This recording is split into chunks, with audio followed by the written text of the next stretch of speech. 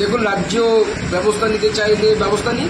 আমার মনে হয় যদিও ডাক্তারদের ব্যাপার, জুনিয়র ডাক্তারদের ব্যাপার, তাদের সিদ্ধান্তের উপর আমরা ছেড়ে দেব, কিন্তু আমার মনে হয় গণতান্ত্রিক দেশে সবার প্রতিবাদ করার অধিকার আছে। তারাও প্রতিবাদ করছেন, প্রতিবাদ হওয়া উচিত, এবং এই প্রতিবাদে ভারতীয় জনতা পার্টি এই সমস্ত ডাক্তারবাবুদের পাশে আছে।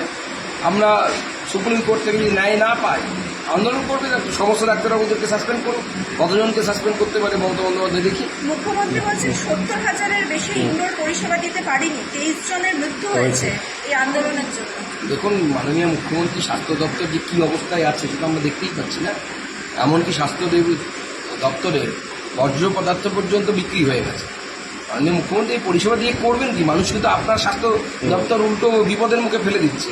কালকে দেখা যাবে কারণ এডস হয়েছে, অন্য কোনো কন্টিজিনাস ডিজিজ হয়েছে বা ইনফেকশাস ডিজিজ একজনের দেহ থেকে অন্য জনের দেহে চলে যাবে। এই ধরনের স্বাস্থ্য ব্যবস্থা তো তৈরি করেছে।